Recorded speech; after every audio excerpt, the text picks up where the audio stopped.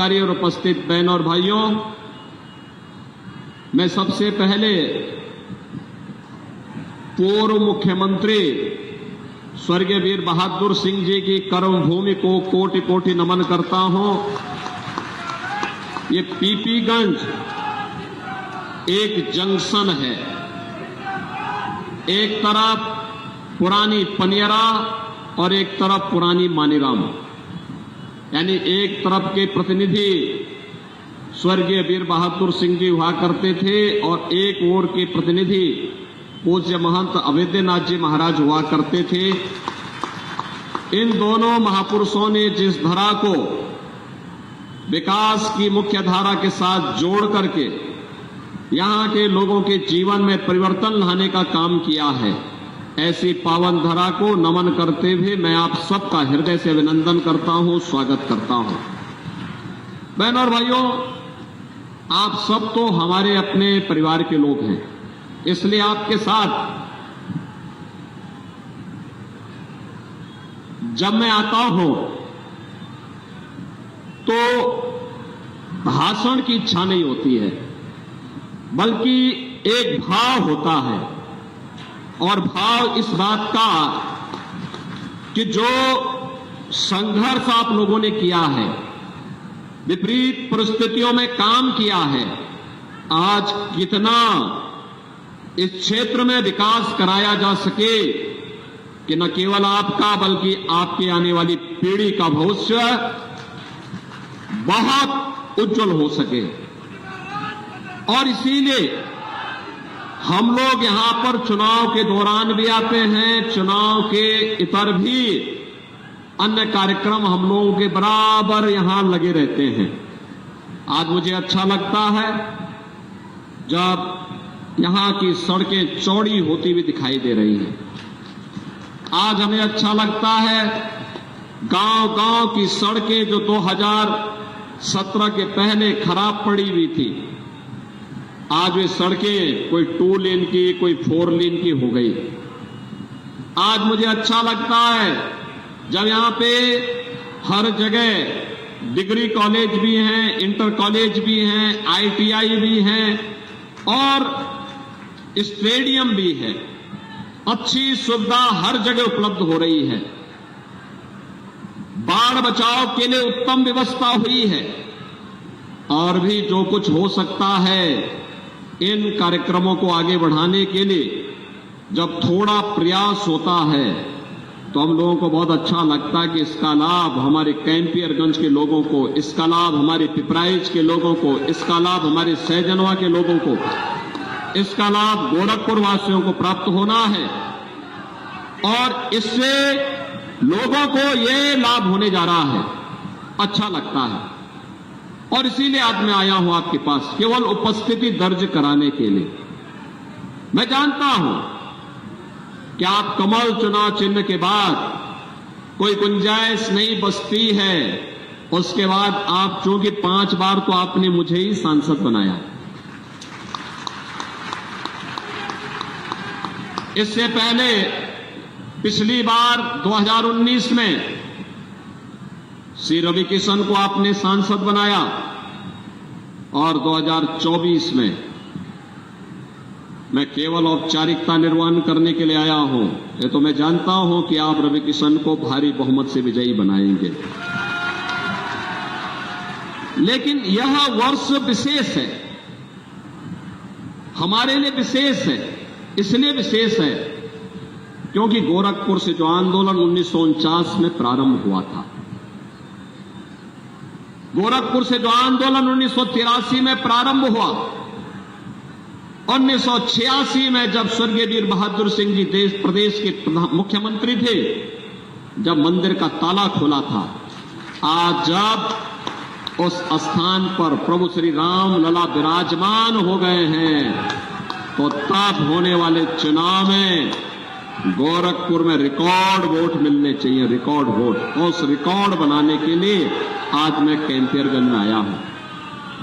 बहनों और भाइयों, पूरे देश के अंदर जहां कहीं भी हम जाते हैं, अभी देखिए यहां के बाद मिर्जापुर में जाऊंगा, मिर्जापुर से फिर बिहार मुझे जाना है। परसों फिर मुझे हिमाचल प्रदेश और पंजाब जाना है।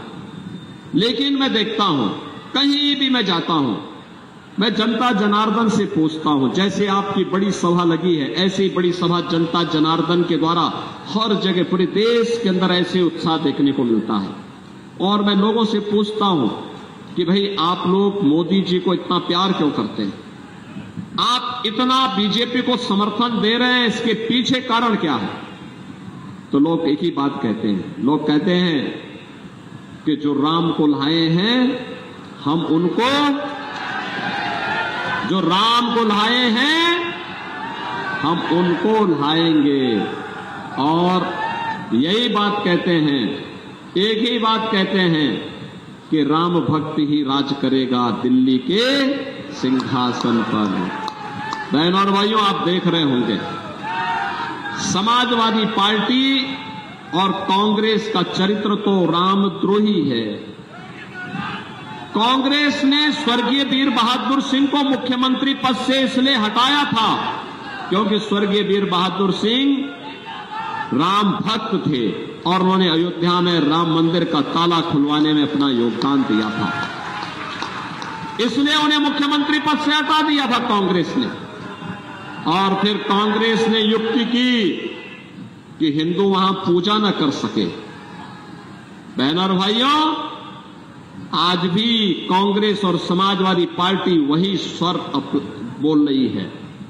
कांग्रेस कहती है राम मंदिर का निर्माण नहीं होना चाहिए था, दुनिया में संदेश गलत गया है।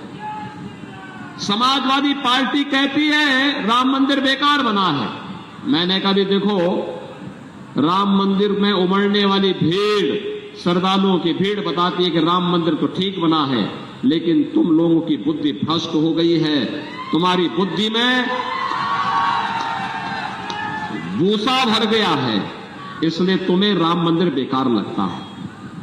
बहनों और भाइयों, राम मंदिर भारत की सनातन आस्था का प्रतीक है और इसीलिए जब राम मंदिर की बात आती है, ये पूरा चुनाव राम भक्तों और राम द्रोहियों के बीच में जा चुका है। एक तरफ राम भक्त हैं, राम भक्त, भगवान राम की सेना, आपने देखा होगा अयोध्या में प्रधानमंत्री जी के कर कमलों से जब रामलला विराजमान हुए, 500 वर्षों का इंतजार समाप्त हुआ। रामलला के विराजमान करने के पहले अयोध्या का जो इंटरनेशनल एयरपोर्ट हम लोगों ने बनाया था, उसका नामकरण मोदी जी ने महर्षि वाल्मीकि के नाम पर किया। याद करिए, अयोध्या में यात्रियों के लिए जो विश्रामालय बनाए गए हैं, रेन बसेरा बनाए गए हैं, यात्री विश्रामालय बनाए गए हैं, इसका नाम किसके नाम से है? निषाद राज के नाम पर। निषाद राज के नाम पर भगवान राम और निषाद राज की मैत्री का संबंध अयोध्या से है। और साथ साथ हम लोगों ने प्रयागराज के पास भी निषाद राज का किला जिस स्थान पर है, भगवान राम और निषाद राज की 56 फुट ऊंची प्रतिमा को हम लोगों ने वहां पर स्थापित किया है और दोनों के मैत्री के संबंधों को जोड़ा है। मेरा मानना, कोई भी निषाद राज का भक्त रामद्रोही के साथ नहीं खड़ा हो सकता, रामद्रोही के साथ नहीं खड़ा हो सकता है। राम भक्तों पर गोली चलाने वाले लोग आज आपके सामने तमाम प्रकार के इनके अपने आपकी आंखों में धूल झोंकने का प्रयास करेंगे, लेकिन बहनों और भाइयों, इस बहकावे में नहीं आना है। हमने ये काम किया है। अयोध्या में श्रद्धालुओं के लिए जो भोजनालय बनाए गए हैं, कैंपियरगंज से भी तो लोग गए थे दर्शन करने के लिए। अयोध्या में कितने लोग अयोध्या दर्शन करने के लिए गए थे? आप लोगों ने जितनी भी जगह आप लोगों ने जो वहां प्रसाद पाया था, वह प्रसाद जिस भोजनालय में बना था उसका नाम है सबरी भोजनालय। माता सबरी के जूठे बेर खा करके भगवान राम ने लंका पर चढ़ाई की तैयारी की थी। तो भगवान राम तो सबको अपनाने वाले हैं, लेकिन रामद्रोही कभी चैन से नहीं बैठ पाया है। कितना ही बड़ा क्यों ना हो, कितना ही बड़ा ताकत क्यों ना हो, उसकी दुर्गति और उसका पतन जरूर हुआ है। और इसीलिए मैं आपसे कहने के लिए आया हूं, ये चुनाव राम भक्तों और राम द्रोहियों के बीच में है। बहनों और भाइयों, राम भक्त देश के विकास के लिए कार्य कर रहे हैं, देश का सम्मान बढ़ा रहे हैं। हाईवे 2 लेन, 4 लेन, 6 लेन, 12 लेन के हाईवे ये राम भक्तों के द्वारा बनाया गया है। Medical college, AIIMS, IIT, IIM, हर घर नल की योजना, एयरपोर्ट का निर्माण और औद्योगिकीकरण का जो नया दौर शुरू हुआ है, ये राम भक्तों की देन है।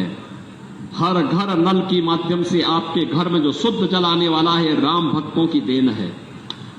गरीब को अन्न योजना, फ्री में अन्न की योजना, ये राम भक्तों की देन है। गरीब के लिए ये 5 लाख रुपए प्रतिवर्ष जो उपचार की सुविधा हो रही है, मुफ्त उपचार की सुविधा हो रही है, ये राम भक्तों की देन है। किसान को किसान सम्मान निधि, हर घर में शौचालय का निर्माण और हर घर में उज्ज्वला योजना का कनेक्शन। याद करिए ना, कांग्रेस के शासन में क्या होता था, समाजवादी पार्टी की सरकार में क्या होता था। पहले तो कनेक्शन नहीं मिल पाता था रसोई गैस का, और रसोई गैस का कनेक्शन ले लिया आपने तो रसोई गैस का सिलेंडर भी धोखा कब देता था, जब पर्व और त्योहार के दिन या जिस दिन मेहमान घर में आए हुए हों। और बहनों और भाइयों, जैसे रसोई गैस का सिलेंडर हुआ समाप्त और व्यक्ति रसोई गैस लेने के लिए एजेंसी में जाता था, तो वहां रसोई गैस तो नहीं मिलती थी, लेकिन पुलिस का डंडा जरूर मिल जाता था। और फिर अगर आपको पुलिस का डंडा नहीं खाना था और खाली सिलेंडर लेके घर में आ गए, तो ये देखो, ये ब्रजेश यादव और इन लोगों के सिर पे जो टांके लगे हैं ना, ये सब उसी बेलना के हैं जो घर में बेलना से मार पड़ती थी। बहनों और भाइयों, ये हाल होता था। आज कम से कम 10 करोड़ लोगों को फ्री में कनेक्शन भी दिया है, और जितना रसोई गैस जलाना है, आपको रसोई गैस की कमी कहीं नहीं पड़ सकती है, यह राम भक्तों के कारण। बहनों और भाइयों, याद करिए, 4 करोड़ गरीबों के मकान बन गए हैं, और मोदी जी ने कहा है 70 वर्ष से ऊपर के प्रत्येक बुजुर्ग को 4 जून को जब फिर से राम भक्तों की सरकार बनेगी देश के अंदर, और फिर एक बार मोदी सरकार बनेगी, तो तब 70 वर्ष से ऊपर के प्रत्येक व्यक्ति को प्रतिवर्ष 5 लाख रुपए का आयुष्मान भारत का कार्ड उपलब्ध कराएंगे उपचार के लिए। जितने गरीब बचे हैं, जिनके पास अपना मकान नहीं है, उसको भी एक एक मकान देंगे। बहनों और भाइयों, एक तरफ राम भक्तों के द्वारा किया गया ये प्रयास, और दूसरी तरफ राम द्रोहियों के समय क्या होता था, समाजवादी पार्टी की सरकार प्रदेश में थी और केंद्र में कांग्रेस की सरकार थी। गरीब भूख से मरता था, किसान आत्महत्या करता था, नौजवान पलायन करता था, बेटी और व्यापारी सुरक्षित नहीं थी, गरीब को मकान नहीं मिलता था, पानी की कोई व्यवस्था नहीं थी, इंसेफ्लाइटिस जैसी बीमारी से मासूम तड़प तड़प करके दम तोड़ता था, और आतंकवादी घटनाएं होती थी। अयोध्या में राम मंदिर पे आतंकी हमला हुआ, तब समाजवादी पार्टी की सरकार थी। काशी में संकट मोचन मंदिर पर हमला हुआ, तब समाजवादी पार्टी की सरकार थी। दिल्ली, मुंबई, अहमदाबाद में आतंकी विस्फोट हुए, तब कांग्रेस की सरकार थी। लगातार ये घटनाएं घटित होती थी और हम संसद में इन मुद्दों को उठाते थे। तो बहनों और भाइयों, सरकार क्या कहती थी? कांग्रेस की सरकार कहती थी कि आतंकवादी तो सीमा पार के हैं, और आज मोदी जी के नेतृत्व में आतंकवाद और नक्सलवाद समाप्त। और अब तो अगर पटाखा भी जोर से फट जाए तो पाकिस्तान सफाई देता, कहता साहब मेरा हाथ नहीं है। ये ताकत है देश की। ये जो परिवर्तन हुआ है, ये परिवर्तन मोदी जी के कारण हुआ है। भारत का अगर सम्मान बढ़ा है, भारत सुरक्षित है, हम सुरक्षित हैं, आतंकवाद और नक्सलवाद समाप्त हुआ है, तो मोदी जी के कारण। और बहनों और भाइयों, मैं आपसे यही कहने के लिए आया हूं, एक तरफ मोदी जी के नेतृत्व में सुरक्षित भारत, सम्मान प्राप्त कर रहा भारत, आतंकवाद और नक्सलवाद से मुक्त भारत, विकास की नए नए प्रतिमान स्थापित करने वाला भारत, दुनिया की एक महाताकत के रूप में बढ़ता हुआ भारत है। और दूसरी तरफ भारत के खिलाफ षड्यंत्र करने वाले कांग्रेस और समाजवादी पार्टी का गठबंधन है। आप देख रहे होंगे इनका हाल क्या है। इनका घोषणा पत्र क्या कहता है? ये कहते हैं सत्ता में आएंगे तो पर्सनल लॉ लागू करेंगे। पर्सनल लॉ का मतलब जानते हैं आप? पर्सनल लॉ का मतलब तालिबानी शासन। तालिबानी शासन का मतलब बेटी स्कूल नहीं जा सकती, महिलाएं बाजार नहीं जा पाएंगी, बुर्के के अंदर दुबक करके घर में रहना पड़ेगा। यह देश बाबा साहब भीमराव अंबेडकर के द्वारा बनाए गए संविधान से चलेगा। यह देश किसी शरीयत कानून से नहीं चलेगा। यह भारतीय जनता पार्टी की घोषणा है। बहनों और भाइयों, मैं आपसे कहने के लिए आया हूं, भारतीय जनता पार्टी इस बात के लिए प्रतिबद्ध है, किसी भी स्थिति में बाबा साहब भीमराव अंबेडकर के बनाए गए संविधान के साथ कांग्रेस और समाजवादी पार्टी को छेड़छाड़ करने की अनुमति भारतीय जनता पार्टी नहीं देगी। मोदी जी के नेतृत्व में बाबा साहब भीमराव अंबेडकर का सम्मान हुआ। आज एक कांग्रेस और समाजवादी पार्टी सत्ता इसलिए प्राप्त करना चाहते हैं जिससे जीतेंगे तो मिलके लूटेंगे, जीतेंगे तो पिछड़े और अनुसूचित जाति के आरक्षण का अधिकार मुसलमानों को देंगे ये लोग। ये हरगिज नहीं होगा। बाबा साहब भीमराव अंबेडकर ने कहा था, बाबा साहब भीमराव अंबेडकर ने कहा था, धर्म के आधार पर आरक्षण नहीं हो सकता। अगर कांग्रेस और समाजवादी पार्टी किसी मुगालते में है तो देश की जनता उनको वहां पहुंचाने का काम कर पाएगी जहां पे इन दोनों दलों को कोई नाम लेने वाला नहीं बचेगा। और इसीलिए आज मैं आपके पास आया हूं कहने के लिए, कैंपेयरगंज से नया रिकॉर्ड बनना है और उस रिकॉर्ड बनाने के लिए आज मैं आपके पास आया हूं। आप बनाने को तैयार हैं? बनाने को तैयार हैं? भाई थोड़ा जोर से दोनों हाथ आगे पीछे तक आवाज उठाओ। सहमत हैं? बहनों और भाइयों, इसके लिए आपको दो काम करने पड़ेंगे। अगले 3 दिन का समय प्रचार के लिए बचा है। ये तीन दिन का समय आप भाजपा को और भारत को देंगे। ये 3 दिन का समय, 3 दिन 3 घंटे का समय देंगे। कितने लोग देंगे? अगर आप सब देने को तैयार हैं तो मेरी बात सुनो। अगले 3 दिन आप में से हर व्यक्ति को 10-10 घर में जाना है। 3 दिन में 30 घर। 30 घर का मतलब, यानी 30 घर का मतलब 150 वोटर। 3 दिन में 150 वोटर से प्रत्येक व्यक्ति को संपर्क करना है। मोदी जी का भी और योगी जी का भी संदेशा लोगों को देना है और कहना है, आत्मनिर्भर और विकसित भारत के लिए, राम राज्य की संकल्पना को साकार करने के लिए, मोदी जी को फिर से प्रधानमंत्री बनाने के लिए, कमल खिलाने के लिए रवि किशन को जिताना है। बोलेंगे, लोगों को सहमत करेंगे, रवि किशन भारी बहुमत से विजयी बनकर के जाएंगे। लेकिन तब जब ये 150 वोट जिनसे आप संपर्क करेंगे अगले 3 दिन के अंदर, इसको मतदान केंद्र में ले जाकर के मतदान भी करवाना है। करवाएंगे। 10 बजे तक मतदान करवा देना है।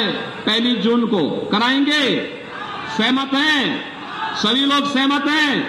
दोनों हाथ पाकर मेरे साथ बोलेंगे। दोनों हाथ पाकर मेरे साथ बोलेंगे, भारत माता की, भारत माता की, भारत माता की जय श्री जय जय श्री राम।